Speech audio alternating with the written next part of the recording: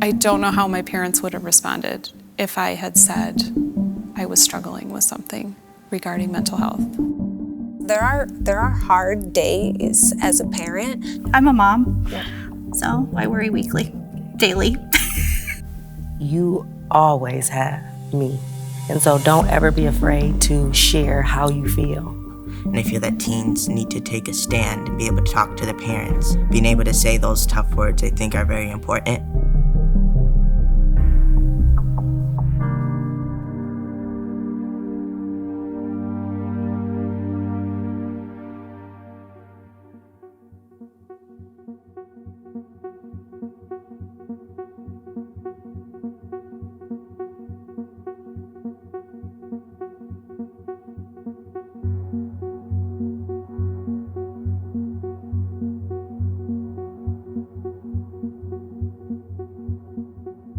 What was it like to deal with mental health as a kid?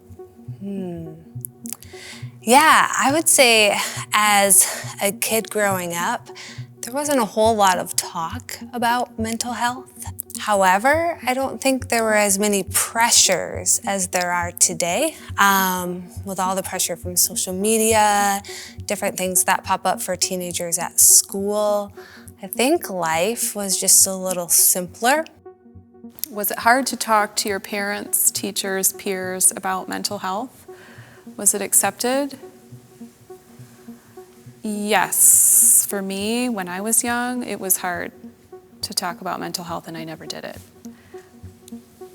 No, I don't know how my parents would have responded if I had said I was struggling with something regarding mental health. What percentage of kids would you say struggle with mental health? I would say like 50%, if not more. I mean, everyone has their own struggles in their life, and that really does put an impact into your mental health. And so I think it is something that a ton of kids at school struggle with, but it's not something that's talked about enough.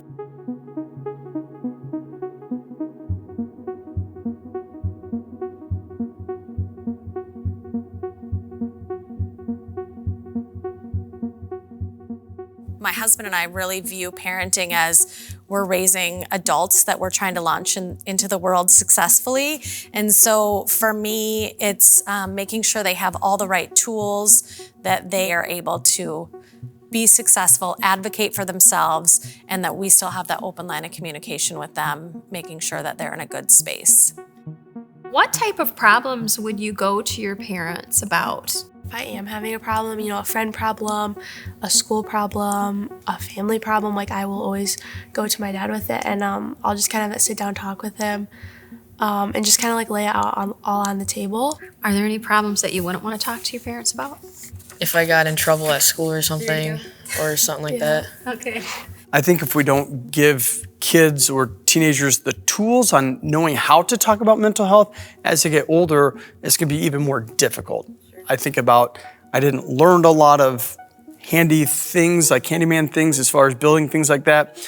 And so as I'm older, I've kind of got to go back and figure those things out. And that's just more difficult than learning it as you grow up. I would say in general, I'm really proud of my kids and how they are able to articulate mental health things to us and use words like I'm feeling very anxious, or I'm feeling very sad, or I don't feel right, something doesn't feel good. That's really important to me, that they feel like they can say that to us and that it's not going to be something where we're like, there's something wrong with you, or we're scared by those words, but that we will tackle it as a team together.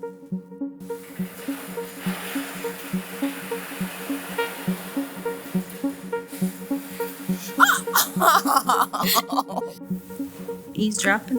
No. Oh. What would you like Tamaya to know today about mental health?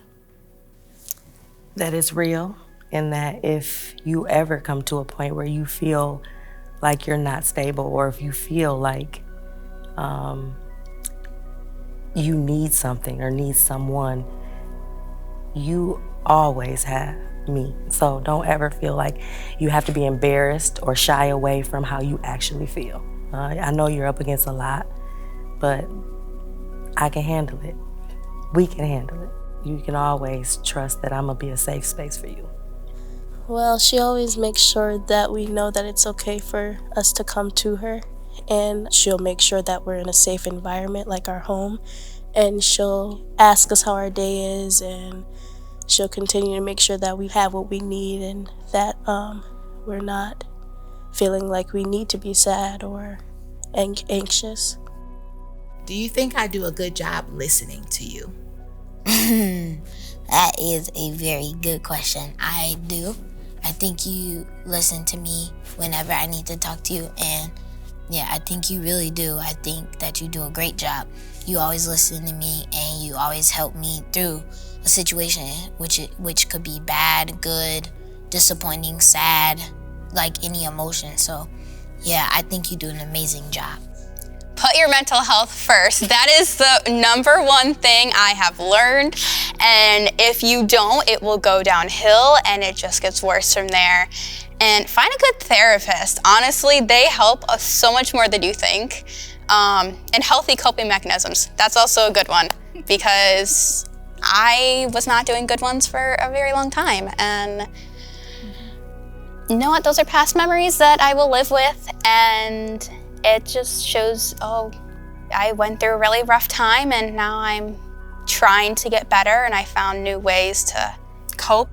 When she would have a bad spurt or go through a really good long spurt, we would celebrate that, yay, you got past this hump, or yay, we went 30 days of having good coping mechanisms. So that was something that we did, and we would share with a therapist, because I feel like that's something that's a big deal. She needs to know that that's okay. You did 60 days, you did 90 days of good coping mechanisms.